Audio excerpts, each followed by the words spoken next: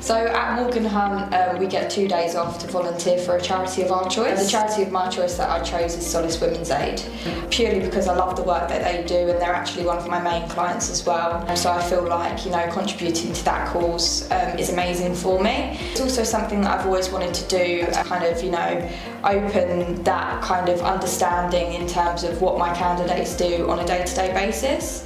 I've recently started volunteering for Solace Women's Aid, and the brilliant thing about that is the 2 days that I had to take off for training, Fridays, were granted to me by Morgan Hunt, so I didn't have to break into any of my holiday allowance, which is brilliant because I'm obviously doing something that I really want to do without obviously having to take that holiday that I do need for, breaks and stuff like that. I'm really thankful to Morgan Hunt for allowing me that time off to learn something new.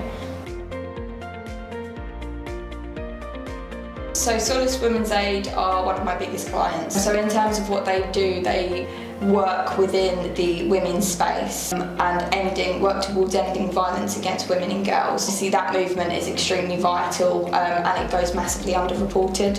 So I think what they do is amazing. They comprise of quite a few sectors. So you've got the IDVA side of things, so that's an independent domestic violence advocate, and you've also got the ISVA services, so that's the independent sexual violence advocates. So yeah, they've got 2 different services. And they've also got multiple disadvantage services where they work with women that have suffered from multiple disadvantage. That could be dealing with substance misuse, dealing with homelessness, poverty, all whilst they're suffering from domestic abuse or sexual abuse. They've also got multiple refuges around the North London areas, and they also have helplines. The volunteering days, although they were extremely intense and it was weird kind of being back in a classroom environment, they were so brilliant and insightful into obviously the world of violence against women and girls and sexual abuse. So there were quite a few modules within the volunteering days. I think we have 4 workbooks to complete. No, 4 to 5 workbooks to complete actually.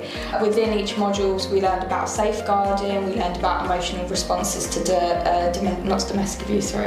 to sexual abuse. We also learn about the legal implications when reporting rape, and we learn about kind of techniques that we could use on the helpline, such as obviously listening, boundaries that we put in place to obviously protect ourselves and the service users, and also the importance of silences during those calls, because obviously that can really help survivors train a voice and obviously empower them to find their voices again in a situation where they feel most vulnerable. After that training, we then shadow either a volunteer or a supervisor on the helpline. This is just to obviously ensure that we're not kind of chucked in the deep end within these things and we feel quite comfortable doing it ourselves. They take us through quite a few training sessions shadowing sessions, and obviously as soon as we feel comfortable we can then go on the helpline ourselves. I feel like this is really important because obviously, you need that support there.